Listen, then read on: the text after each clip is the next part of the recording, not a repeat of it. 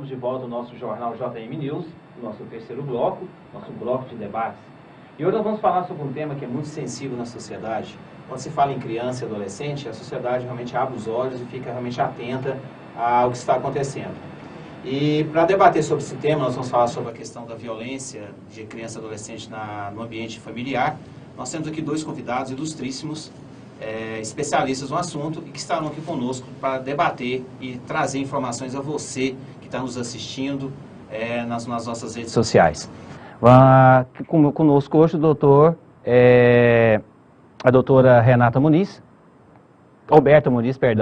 Roberta Muniz, que ela é advogada, ela é presidente da Comissão da Criança e Adolescente da UAB Goiás, e também o doutor Cristiano Melo, que também é advogado, familiarista, e presidente da Comissão de Direito de Família da UAB Goiás. Doutores, muito obrigado pelo convite, e sejam bem-vindos. Obrigada. Eu agradeço o convite, é um imenso prazer voltar a essa casa, que sempre me recebe com muito carinho, e vamos ao debate, Tá certo, isso é muito bom. Quando se fala em violência contra criança e adolescente, não estamos falando de fatos isolados. É uma prática que lamentavelmente ocorre, e nos últimos tempos a gente está ouvindo muito falar a respeito disso, tem um aumento muito grande dessas denúncias, desses fatos. Segundo um dado do Ministério da Família, ainda do ano passado, de julho de 2022, são dados do Ministério, tá, doutores? Ocorre em média 37 casos de violência contra crianças e adolescentes no Brasil. Nesses primeiros 4 meses ainda de 2022, foram registrados 4.486 casos de denúncias em todo o Brasil, sem considerar aqueles que ainda não chegam ainda ao conhecimento das autoridades. Eu quero começar pela doutora. Doutora, o que a senhora acha, o que a senhora atribui esse aumento exagerado, eu coloco dessa forma, exagerado nos últimos tempos em relação à violência contra criança e adolescente?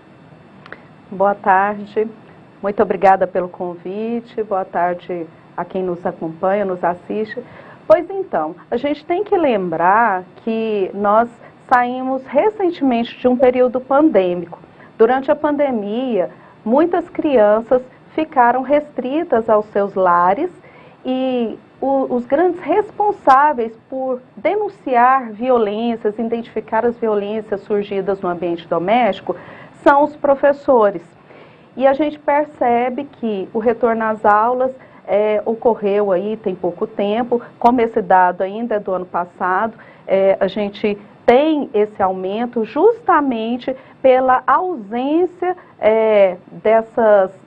desse acompanhamento, da rede de proteção à infância e juventude. E também nós precisamos estar bem atentos aos sinais que essas crianças e os adolescentes podem dar. Fora a questão do aparelhamento da rede de proteção da infância e juventude. Delegacias especializadas que precisam estar sendo criadas para que possam recepcionar essas denúncias, e tomar as medidas necessárias, e a própria formação das equipes, das equipes da área de saúde, da área de educação, que recepcionam essas crianças e que possam dar esse acolhimento e fazer um encaminhamento dessas denúncias. Perfeito. Doutor Cristiano, na sua visão, a que o senhor atribui esse aumento? Como a doutora Roberta falou, nós tivemos um lapso de 2 anos, no período da pandemia, onde essas denúncias deveriam ter sido feitas pelos pais. Só que nós sabemos que há um acobertamento. Pai e mãe, muitas vezes, eles se protegem e não fazem a denúncia. Então, nesse período, houve uma queda, mas não do número de casos, mas do número de denúncias, porque eles abafaram os casos. Então, à medida que as crianças voltaram à sala de aula, há uma predisposição ao número de denúncia voltar. E mais, à medida que essas crianças têm acesso à informação, elas passam a denunciar mais também. Via celular, avisando para colegas que estão sofrendo abusos. Então, à medida que tem acesso a outros ambientes, a outras pessoas, há uma predisposição a aumentar o volume de denúncias. Perfeito. Deixa eu falar uma coisa interessante aqui, doutor, mas por que no ambiente, quando se fala em violência contra a mulher, principalmente, a gente tem uma repercussão maior, a sociedade fica sabendo, a imprensa vai em cima, por que vai em cima? Por que quando se fala em criança e adolescente, parece que é um pouco acobertado, é um pouco obscuro? A que o senhor atribui isso? Geralmente, esse pai, ele bate na família, ele agride a família. Então, essa mãe tem medo de denunciar a agressão que ela sofre e a agressão que os filhos sofrem. Então, é uma cadeia. Ele agride a esposa acaba também agredindo os filhos, e o filho é a ponta, que apanha do pai, apanha da mãe, e não tem quem o defenda. Então, é um grito no balde. Ele não é um grito solitário, ele não tem quem grite por ele. Já a mulher, quando ela se cansa, ela tem autonomia para pedir ajuda. Agora, a criança não. A criança, teoricamente, dependeria da ajuda ou do pai ou da mãe para fazer isso. E ela não tem. Ah, ótimo. Doutora, também a gente está falando de violência, mas também temos que colocar dentro desse contexto também a questão da violência sexual, né? Estou falando de violência de forma geral. Dentro do contexto da violência sexual agora, a senhora entende, né, como advogada militante, que isso também a comunidade, né, a sociedade, ela também está voltada também com a atenção maior para essas crianças que são violentadas sexualmente? O doutor Cristiano comentou algo assim bem pontual. No que diz respeito à sociedade, ela ainda tem um tabu de interferir nas relações familiares. E sobre essa questão assim da denúncia partir, seja da mãe ou do pai. E a gente se esquece que quando se percebe a violência, você tem o dever de agir, porque o direito da criança e do adolescente é uma obrigação. Quem deve resguardar é o Estado, a família e a sociedade. E o que a gente observa? As pessoas têm medo, têm receio de entrar nesse ambiente familiar, de interferir. E voltamos também a uma situação muito importante que diz respeito ao conhecimento, o esclarecimento, porque através do conhecimento de campanhas maciças que vêm sendo realizadas de forma inclusive pontual já há algum tempo, tanto pela Comissão dos Direitos da Criança e do Adolescente da OAB, quanto por conselhos tutelares, Ministério Público, Defensoria Pública, de trazer para a sociedade, trazer também para as crianças e para os adolescentes, no ambiente principalmente da escola, a informação de como buscarem ajuda e auxílio. A violência sexual, ela tem que deixar de ser um tabu e ela tem que passar a integrar a grade, inclusive curricular ou extracurricular das escolas, levar essas informações, essas orientações de como buscar apoio, de como buscar ajuda. E também de orientar essas crianças o que pode, o que significa o abuso sexual, o que significa a violência sexual, onde que o adulto pode pegar, onde o adulto pode chegar nessa criança. Inclusive, até é importante trazer aqui ao conhecimento da sociedade. Na nossa comissão, desde o ano passado, nós demos apoio e uma das integrantes, advogada atuante, doutora Daniele Nava, lançou um brinquedo pedagógico e está levando a todas as escolas para justamente orientar essas crianças do ponto de vista desse aspecto específico da violência sexual. A informação é que vai trazer, de fato, uma melhor condição para que nós possamos quebrar esse tabu e para que essas crianças possam ser protegidas. Além, é claro, da rede de proteção estar fortalecida, Conselho Tutelar, delegacias especializadas, Ministério Público, Defensoria Pública. Ótimo. Só aproveitando um gancho, você está falando desse brinquedo, pode ter um caráter lúdico, mas tem uma função, né, de educar. Rapidamente para os nossos telespectadores, o que seria esse brinquedo? Só para o pessoal entender. Chama almofada legal. É uma almofada que vem com o desenho da criança, de um menino, de uma menina, né? São dois modelos. E nesse desenho está marcado com um X os locais em que a criança não pode, não é que ela não pode, ela que não pode ser tocado na criança. Então, por exemplo, na boca não pode ser tocado, nos órgãos sexuais, e algumas partes do corpo que estaria marcado em verde, que poderia tocar, como por exemplo na cabeça, no ombro, nas mãos. No momento mais oportuno, seria até interessante trazermos aqui, inclusive a criadora desse brinquedo, para mostrar, ilustrar para toda a população. Apesar que, caso alguém tenha interesse, lá no Instagram da comissão, nós já fizemos ampla divulgação, estaremos repostando, para que todo mundo possa visualizar e entender como que funciona. Ótimo, aí você que está nos assistindo, aí seu filho é abordado no colégio, na escola, né? Então já fique sabendo Exato. aí que tem realmente essa função. Doutor Cristiano, em termos de legislação, né? Antes da legislação, em termos de Goiânia, essa rede de proteção que a doutora acabou de mencionar, nós temos realmente em Goiânia, temos condições de dar suporte, voz a esse adolescente, essa criança, que seja por intermédio de terceiros, para acolhê-lo nesse momento de denúncia? O que o senhor pode colocar para os nossos ouvintes? Em termos de Brasil, a gente não tem condições de dar suporte para criança. A gente não tem condições de dar suporte para criança, a gente não tem condições de dar suporte para mulher. Vítima aqui no Brasil não tem assistência. Se você olhar como que são os conselhos tutelares, até pouco tempo atrás o conselho tutelar estava usando o próprio telefone. No conselho tutelar não tem advogado e não tem psicóloga. E fala que tem que ter advogado e psicóloga. Então, o conselho tutelar é sucateado. Se um conselho tutelar é sucateado, como que ele vai dar assistência para a vítima? Então, ou realmente os municípios abraçam essa causa e assumem o papel deles de proteção da criança, ou nós vamos estar sempre batendo na mesma tecla, que tem uma rede de proteção fictícia e que ela deve fazer o trabalho dela e ela não faz. É isso que acontece no Brasil. Lamentavelmente. Lamentavelmente. Mas falando em legislação, doutor, aproveitando o gancho aqui, e em termos de... se fala muito que no problema do Brasil não é de falta de leis, né? É falta de efetividade dessas leis.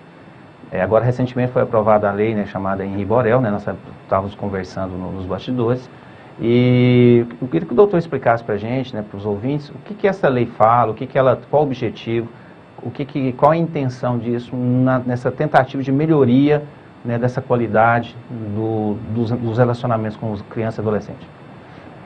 A impressão é que o legislador brasileiro ele vive na Europa. O legislador brasileiro, primeiro que ele é reativo, é um problema do legislador brasileiro. Ele não é proativo, ele é reativo. Ele espera o problema acontecer para poder criar uma solução imediata. Ele é imediatista.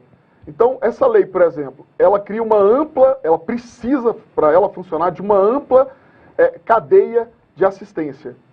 Para essa cadeia funcionar, ela precisa que os municípios atuem e que o Estado atua.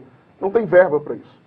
Então, você cria uma lei onde ela cria uma série de micro-organismos que vão ter que trabalhar para que a lei funcione, mas não tem nenhum dispositivo destinando verba para aquilo. Ou seja, a lei é inócua, ela é linda, ela é maravilhosa, ela é perfeita. Se ela funcionasse, o Brasil com certeza diminuiria bastante os índices de violência. Só que ela é inócua. Por quê? Porque a cadeia de assistência não funciona. Só vai por esse caminho também, doutor? Sim, eu concordo. Eu concordo com o doutor Cristiano e, inclusive, se você não consegue dar eficácia à aplicação da lei, tem-se uma sensação de impunidade. O que vem acontecendo, inclusive, um caso recente muito triste, que é o caso da Sofia, que está causando uma mobilização nacional muito grande, e que, assim, o que a gente percebe? Que várias denúncias foram realizadas, só que o Estado, o Judiciário, não operou como deveria ter operado. O pai dessa menina já estava, inclusive, buscando a guarda dela. Volto a dizer, mais de 30 denúncias realizadas, laudos constatando cada vez que ela ia no pronto atendimento, que ela estava sofrendo violência física, até chegar ao ponto que chegou, que foi a morte dela de maneira tão trágica. Então, assim, é algo para a gente pensar, refletir, mas vamos também fazer a nossa parte. Eu penso que é muito importante a gente dar ênfase àqueles profissionais que, mesmo diante de tantas dificuldades, estão aí no dia a dia, trabalhando, atuando. Inclusive, o nosso Conselho Tutelar aqui da capital tem sido guerreiro. Tem sido aguerridos mesmo, porque sofrendo, como o doutor Cristiano bem disse, toda sorte de dificuldades, desde a estrutura física, né, falta de estrutura física para trabalhar, até mesmo a questão de falta de qualificação, de cursos apropriados, de outros profissionais que possam integrar para dar o apoio a esses conselheiros.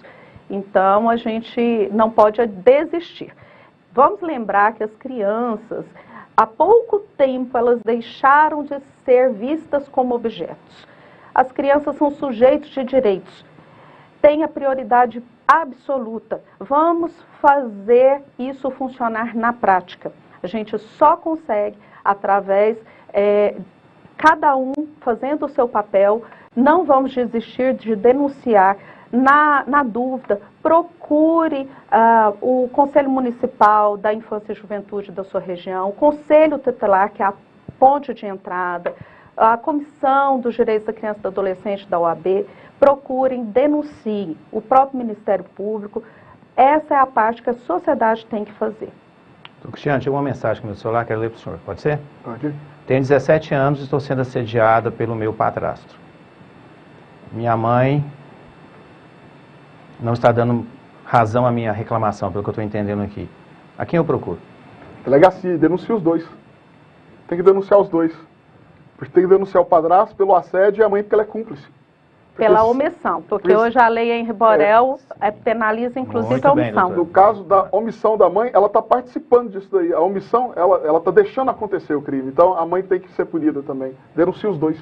Ótimo, ótimo. E já tem 17 anos, já tem uma certa, Isso. proatividade. Tá vendo? Um tema que aí as pessoas começam a se identificar com a situação e começam, né, a tentar uma solução e até mesmo uma forma de gritar o que está acontecendo, colocar para fora, né, aquela situação que está constrangendo e está realmente criando situações. Doutores, vocês são aqui representantes de duas comissões importantes da OAB Goiás. Rapidamente nós estamos nos aproximando, eu sei que o tempo é muito curto, né, mas vocês podem contribuir muito, né, com o tema. Eu queria começar pelo doutor Cristiano. Doutor, o que a comissão que o senhor representa, o senhor como advogado familiarista, recomenda, orienta para quem está nos ouvindo e está, às vezes, passando por uma situação como essa? Se você sabe de algum tipo de violência que está acontecendo no seu meio, seu vizinho, na sua família, denuncie. Denuncie a violência. Não se cale. Aquela história do briga de marido e mulher, que a gente agora está metendo a colher, diz respeito à criação de filhos, a gente também precisa fazer isso. Se você vê que tem violência, denuncie. E violência, detalhe, não é só física, não é só violência sexual, a violência psicológica. Aquele pai, aquela mãe que comete bullying, que humilha o filho, que rebaixa esse filho, eles precisam também ser denunciados. Não permita que isso aconteça, porque essa criança, você pode simplesmente matar o futuro dessa criança. Então não permita, denuncie, entra sim, dá palpite e denuncie. Doutora? Eu vou reforçar aqui, concordar em gênero, número e grau com o que o meu colega acabou de dizer, reforçar aqui as palavras dele.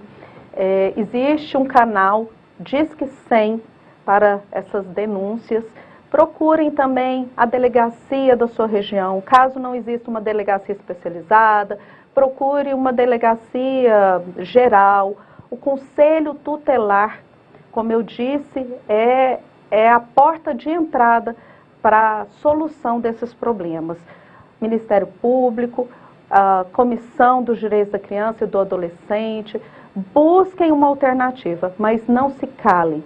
Na dúvida, realizem a denúncia. E lembrando que as denúncias, elas podem ser em caráter de sigilo. Você não precisa se identificar, você não precisa se expor, basta denunciar. E a OAB também é uma porta também importante, né, de ouvir. Exato. Você também fique à vontade de fazer, então, a sua reclamação, a sua denúncia, e com certeza isso será passado pelas comissões e para aquelas autoridades que são responsáveis pela situação. Senhores, muito obrigado pela participação de todos. Doutores, muito obrigado pelo convite, aceitaram assim, gentilmente, saíram das suas atividades, eu sei que não é fácil, estão aqui conosco. E nós estamos encerrando nosso bate-papo de hoje e amanhã voltamos ao meio-dia com o nosso jornal JM News. Boa tarde a todos.